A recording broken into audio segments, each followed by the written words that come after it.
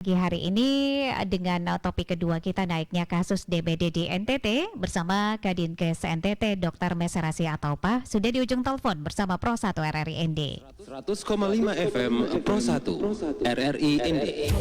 Kanal Inspirasi Pro 1 RRI. Pak Dokter, selamat pagi. Selamat pagi para pendengar. Baik. Apa ya? Baik, Pak Dokter bisa dengarkan suara saya? Bisa. Oke, baik, Pak Dokter, kalau mau dibilang ya kasus demam berdarah di NTT ini bukan hal baru ya. Demam berdarah sudah menjadi langganan untuk NTT. Namun sepertinya ini NTT belum menemukan cara yang tepat kayaknya ya untuk melawan demam berdarah ini. Seperti itukah Pak Dokter? Karena saat ini kasus demam berdarah yang informasi yang kami dapatkan ini meningkat di NTT. Baik, jadi memang kasus demam berdarah ini kita tahu persis bahwa setiap awal penghujan sampai akhir penghujan itu musim hujan itu selalu saja meningkat. Iya. Persis bahwa penyakit demam berdarah ini lebih banyak menyerang pada anak-anak usia balita atau anak-anak usia di bawah 12 tahun, 18 tahun ke bawah. Memang orang dewasa juga bisa terkena meninggal, tapi memang jarang kasusnya. Nah, untuk DBD ya, kembali lagi bulan Desember awal penghujan ini ya mulai lagi timbul beberapa kasus yang cukup mengkhawatirkan seperti di daerah Kota Kupang, Langganan, kemudian di daerah Sumbawa Barat Daya dan Bajo itu memang sangat mengganggu, dan ND juga mulai masuk bahkan Lembata. Nah ini juga Berarti meningkat kasusnya. seluruh ini ya, seluruh kabupaten di NTT begitu Pak Dokter ya? Jadi rata-rata di seluruh NTT itu dari data surveillance yang kita punya itu setiap bulan itu pasti ada saja ya, meskipun di musim panas. Artinya memang salah, kita tahu persis bahwa masalah utama dari penyakit ini adalah masalah kesehatan lingkungan. Jadi memang namanya juga lingkungan itu sesuatu sifatnya berada di sekitar kita. Nah, artinya bahwa kalau kita di dalam rumah bahkan diri kita bersih, rumah kita bersih, tapi lingkungan kita tidak bersih, nah itu tetap sulit untuk kita terhindar dari ini. Jadi lingkungan kita sangat mempengaruhi kita semua, itu semua sudah tahu. Nah, bagaimana kita sama bekerja untuk lingkungan? Nah, ini yang sangat penting. Dan kelemahan di NTT sampai hari ini adalah memang kolaborasi antara semua pihak yang merasa punya lingkungan harusnya ini sama-sama kita selesaikan. Jadi pemerintah, masyarakat setempat itu harus bahu-membahu untuk menyelesaikan masalah ini. Tidak bisa pemerintah sendiri, karena ini masalah lingkungan. Jadi lagi menjadi kendala yang paling utama di NTT. Kendala berikut yang paling utama di NTT adalah karena penyakit ini kan gejalanya memang sangat variatif.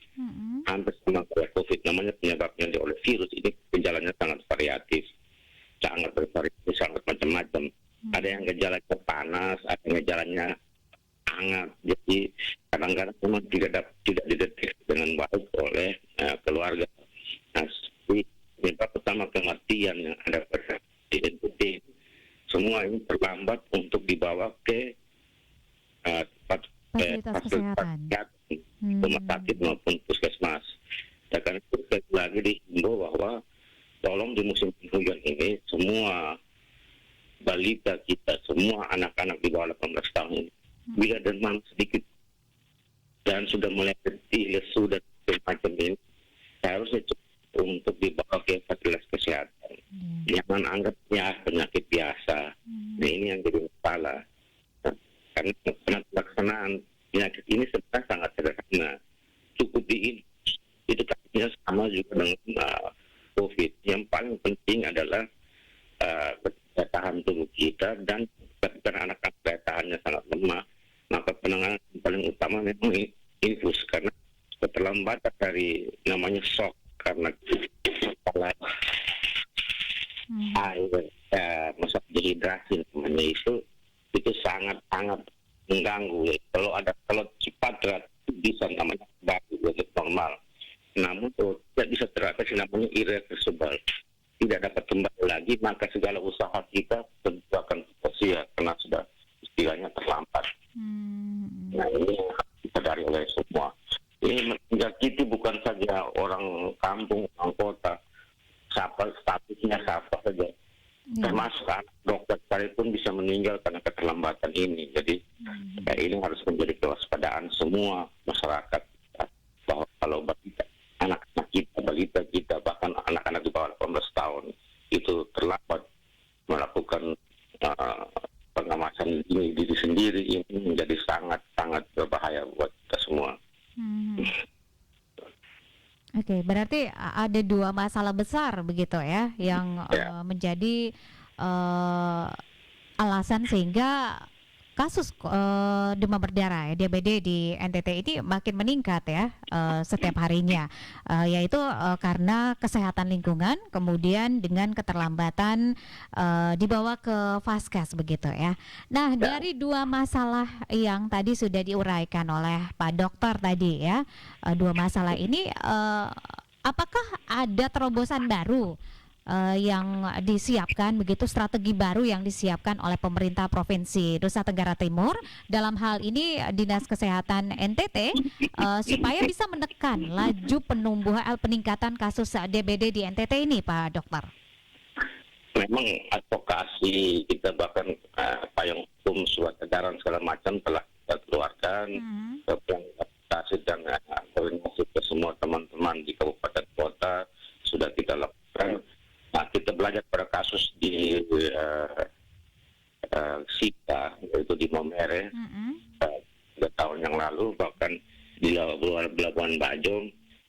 Itu sebenarnya kalau kesadaran masyarakat kita di bawah para pemimpin setempat ini tetap digerakkan, maka dengan tentu gereja agama ini ke masyarakat tentu ini sangat mudah dilaksanakan. Sekarang tinggal kita duduk sama-sama, saling membuka diri, ini sudah kita lakukan.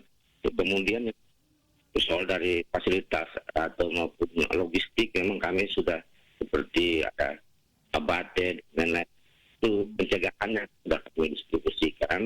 Yang paling penting ingat bahwa fogging tidak menyelesaikan masalah, karena fogging itu mematikan nyamuk dewasa, tidak mematikan yang telur nyamuk. Nah, ini yang jadi salah, karena kita tahu persis bahwa virus ini dapat ditularkan lewat telur, dari nyamuk satu ke nyamuk satu lewat telur. Jadi sudah menetas, virusnya sudah ada di nyamuk ini. Beda dengan malaria yang kalau gigit dulu baru dia bisa menularkan virus malaria. Kalau virus DBD ini dia bisa ada di telur, jadi tanpa menggigit pun dia sudah menginjak virus ini. Jadi tinggal dia masuk ke tubuh, menggigit manusia, dan manusia akan terjangkit DBD. Dan nyamuk itu dulunya hanya tinggal di tempat yang agak kotor dan lain-lain. Sekarang pun dia bisa tinggal di rumput, bahkan di air bersih sekalipun. Nah, karena itu teman-teman di kabupaten kota sudah dianjurkan, sudah dilatih oleh kami semua bahwa memang harus ada yang paling penting di setiap tempat tinggal itu atau di lingkungan kita ada namanya juru bentik, itu harus ada, itu yang paling penting untuk memeriksa semua sarang nyamuk itu, atau di tempat-tempat tertentu nyamuk yang paling banyak itu di mana, itu yang paling penting. Kemudian kita dapat mengurangi kepadatan nyamuk di tempat-tempat tertentu. Ini yang paling utama. Dan sekali lagi perlu diingat bahwa kesehatan lingkungan ini adalah masalah kolaborasi. Permasalahan di NTT ini satu saja.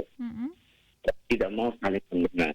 Semua batu untuk ini urusan pemerintah, ini urusan kamu, bukan urusan saya. Padahal ini lingkungan, jadi tidak bisa Hanya 1-2 orang saja ya. Satu orang yang tidak bisa, ini harus bersama-sama, sifatnya bersama-sama. Jadi paling utama dari sini adalah mari kita saling mengasihi, bahwa orang lain juga butuh kita juga butuh orang lain. Jadi mari juga sama-sama untuk kita selesaikan masalah ini. Jadi kita bisa terpok sendiri-sendiri.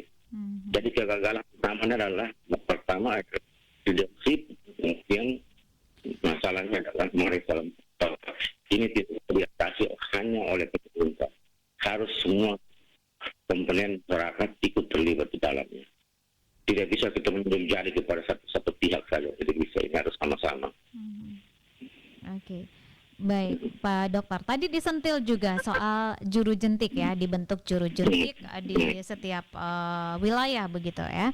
Apakah ini sudah dilaksanakan, sudah dijalankan? Ya, setiap puskesmas pasti punya. Setiap puskesmas itu ada satu untuk melihat jenis-jenis nyamuknya apa, banyak nyamuk di mana, itu semua sudah dilatih.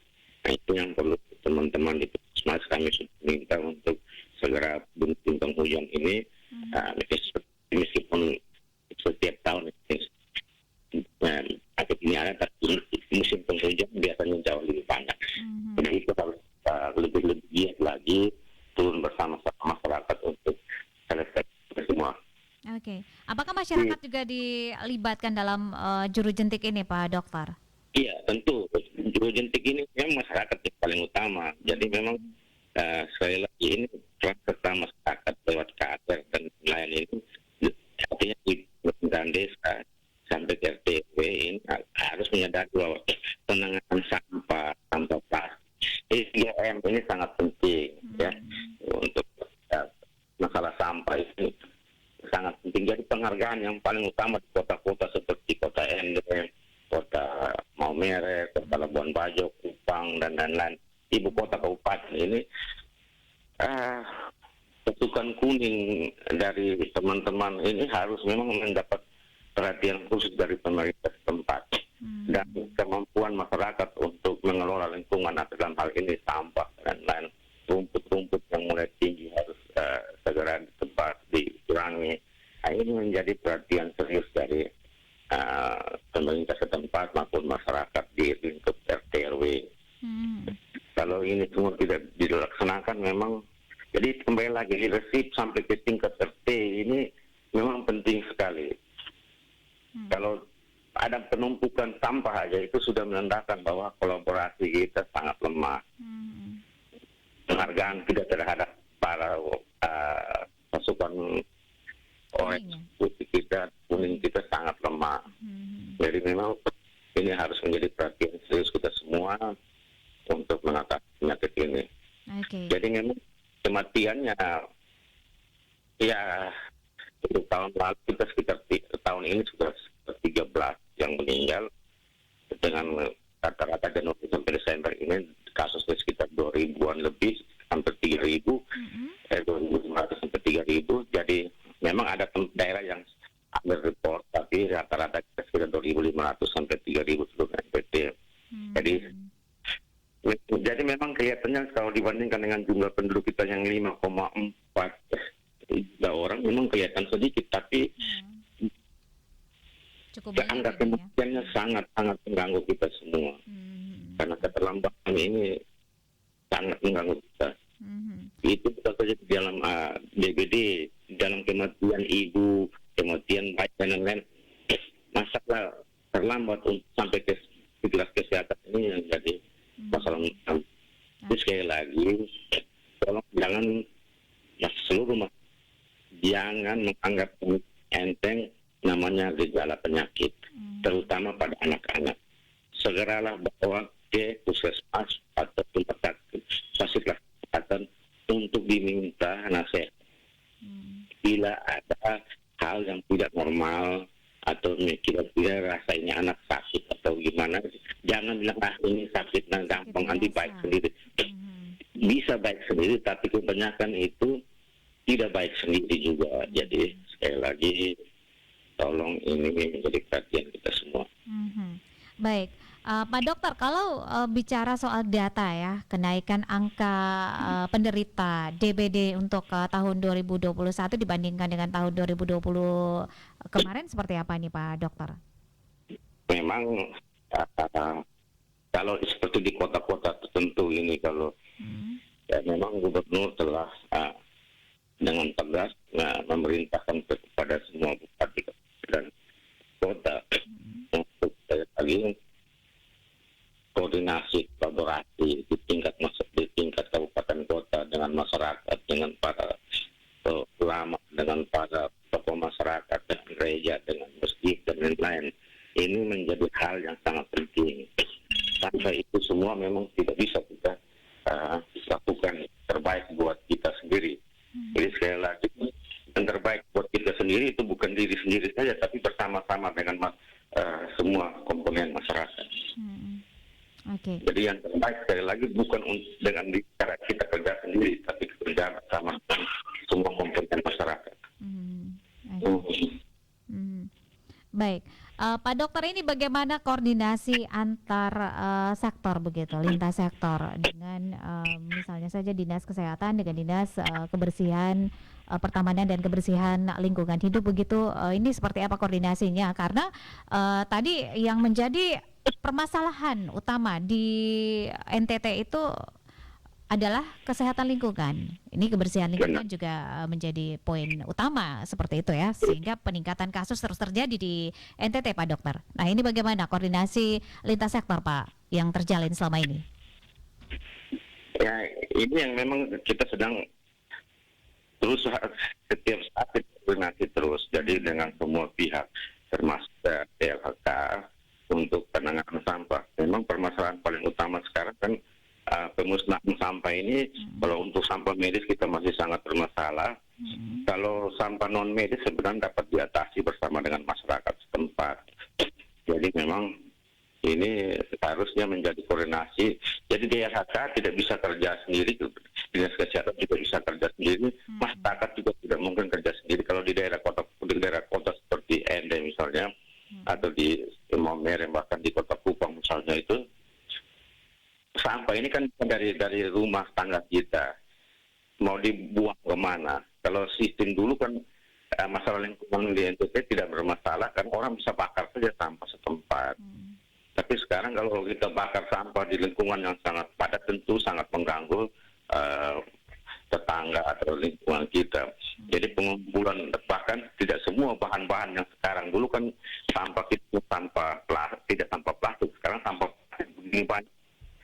Jadi membakarnya tentu tidak akan habis 100% kalau di tempat yang bukan pembuangan akhir sampah yang baik. Jadi tempat penampungan sampah di lingkungan setempat itu harus segera dibersihkan oleh pasukan dari DLHK atau pasukan orange kita, atau pasukan kuning kita. Nah kemudian untuk sampai ke tempat penampungan sementara ini harusnya itu dari kolektif, dari RT RW ini harus dikoordinasi oleh pihak desa atau kelurahan. Di tingkat tentu koordinasi dengan DLHK. Nah di fase kita harus selalu standby untuk seperti ABT, fogging maupun dengan alat-alat medis lainnya, itu standby 24 jam untuk waktu-waktu seperti sekarang. Oke. Baik. Terima kasih Pak Dokter untuk waktunya bersama RRI pagi hari ini. Selamat pagi, selamat menjalankan aktivitasnya kembali. Salam sehat, salam tangguh Pak Dokter. Salam sehat. FM Pro 1